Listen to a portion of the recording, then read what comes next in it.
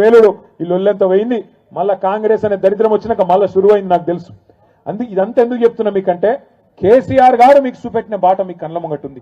ఊరు ఎట్లా పరిశుభ్రంగా ఉండాలి, చెట్లు ఎట్లా పెంచాలి, ఊరిలో కార్యక్రమాలు ఎట్లా చేయాలి, ఇవన్నీ కూడా మీ అందరికి అవగాహన ఉంది. కానీ ఒక్క విషయం దయచేసి గుర్తుపెట్టుకోండి, ఇందిరమ్మ ఇండ్లైనా ఇంకోటైనా పెన్షన్లు ఇచ్చేదైనా ఇంకోటైనా అదెవరో మీ ఎమ్మెల్యేనో ఎంపీనో ఎవరో చేసే పని కాదు. ఆ కార్యక్రమం కూడా మీరే బాసులు. దానికి ఎక్కడ పెట్టాలి లిస్టు? ఇందిరమ్మ ఇండ్ల లబ్ధిదారులది ఎక్కడ పెట్టాలి? గ్రామ పంచాయతీలో. ఎవరు తీర్మానం చేయాలి?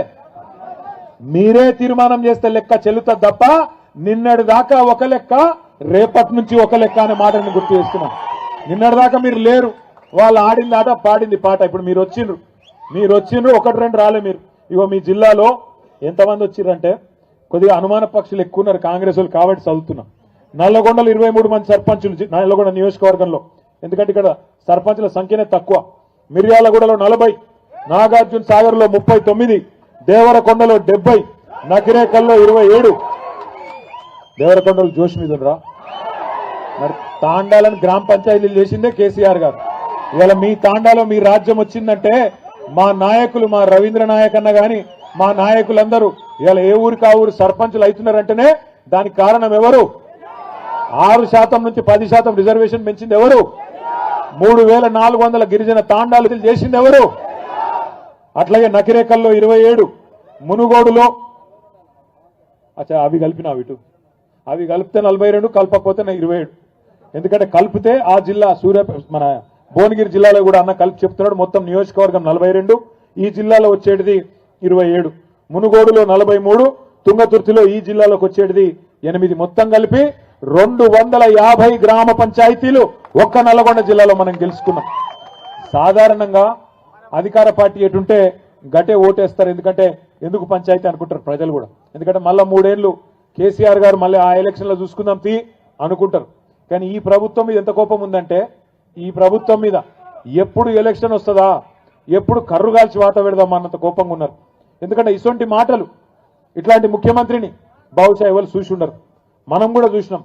ఎన్టీ రామారావు గారిని చూసినాం, తర్వాత చంద్రబాబు నాయుడు గారిని చూసినాం, ఆ తర్వాత రాజశేఖర్ రెడ్డి గారు, రోషయ్య గారు, కిరణ్ కుమార్ రెడ్డి గారు, ఆ తర్వాత కేసీఆర్ గారిని, ఒక 6-7 ముఖ్యమంత్రుల్ని నేను కూడా నా కళ్ళతో చూసినా. కానీ ఇట్లాంటి ముఖ్యమంత్రిని మాత్రం నేను జీవితంలో చూడలే. ఏం మాటలు అవి, ఎంత వెకిలి వేషాలు. ఎవరైనా ఒక్కసారి ఆలోచన చేయండి. ఏమయ్యా ముఖ్యమంత్రి గారు 4000 రూపాయల పెన్షన్ ఏమైందంటే ఏమంటాడు? నీ గుడ్లు వీకి గోటీలాడతా. మరి మా ఆడబిడ్డలు ఏమైనా 2500 అంటే నీ పేగులు తీసి మెడలు వేసుకుంటా. ఏమైందా ముఖ్యమంత్రి అమలు చేస్తేలో 6 గ్యారంటీలు అంటే నన్ను ఢిల్లీకి పోతే చెప్పులు ఎత్తుకపోతానేమని దొంగ లెక్క చూస్తున్నారు. ఇక ఈయన మన ముఖ్యమంత్రి మన కర్మానికి. లంకె బిందెలు ఉంటాయనుకొని సెక్రటేరియట్కి వచ్చిందంట. వెనకటికి ఎవడో ముఖం బాగా లేకపోతే అద్దం బల కొట్టిందంట. గట్లున్నది ఈయన కథ. ఎందుకు చెప్తున్నా ఈ మాట అంటే, ఒకటే దొంగ ప్రచారం నేర్చుకున్నారు కాంగ్రెస్ వాళ్ళంతా. కిందికేంచి మీ దాకా ఊళ్ళల్లో మొదలు పెడితే కాంగ్రెస్ వాడు ముఖ్యమంత్రి దాకా ఒకటే ప్రచారం. కేసీఆర్ అప్పులపాలు చేసిపోయిండు. ఏడ అప్పులపాలు చేసిండు? నేను చెప్తలేను కదా. నిన్నగాక మొన్న బీజేపీ ఎంపీ ఒక ఆయన ప్రశ్న అడిగిండు కేంద్ర ప్రభుత్వాన్ని, కేసీఆర్ చేసిన అప్పెంత? ఎందుకంటే ముఖ్యమంత్రి ఏదో లెక్కలు చెప్తుండు, నిజమా కాదా అని చెప్పి మోడీ ప్రభుత్వాన్ని వాళ్ళ ఎంపీ అడిగితే మోడీ ప్రభుత్వం ఏం చేసింది? RBI, reserve bank of India, మొత్తం భారతదేశంలో ఉన్న బ్యాంకులన్నిటికీ వాళ్ళే పెద్దోళ్ళు, వాళ్ళని అడిగింది. కాగని ఇంకోటి ఉంటుంది, కంట్రోలర్ అండ్ ఆడిటర్ జనరల్, మొత్తం లెక్కాపత్రం తీసేది వాళ్ళు. ఏ రాష్ట్రం ఎంత ఖర్చు పెడుతున్నది, ఎంత అప్పు చేస్తున్నది లెక్కలు తీస్తారు వాళ్ళు. వాళ్ళిద్దరిని అడిగి పార్లమెంట్లో చెప్పింది. నేను చెప్తున్న కథ కాదు, బీఆర్ఎస్ కథ కాదు. ఏం చెప్పిర్రంటే, కేసీఆర్ అధికారంలోకి వచ్చిన మొదటి రోజు జూన్ 2, 2014 నాడు తెలంగాణ రాష్ట్రం నెత్తి మీద ఉన్న అప్పు 80,000 కోట్లు. 72,000 కోట్లు. 72,000 కోట్లు. కేసీఆర్ దిగిపోయిన నాడు ముఖ్యమంత్రిగా డిసెంబర్ 3, 2023 నాడు మొత్తం అప్పు తెలంగాణ రాష్ట్రం మీద 3,50,000 కోట్లు. మరి 3,50,000 కోట్లు మొత్తము, అందులో 72 మాకు వారసత్వంగా విరాసత్గా ఇచ్చింది. తీసేస్తే ఎంత? 2,80,000 కోట్లు. మరి 2,80,000 కోట్ల అప్పును రేవంత్ రెడ్డి 8 లక్షల కోట్లు అంటాడు, బట్టి విక్రమార్క 7 లక్షల కోట్లు అంటాడు, ఇంకొక ఆయన 6 లక్షలు అంటాడు. వాళ్ళ నోటికి ఎంత వస్తే అంత.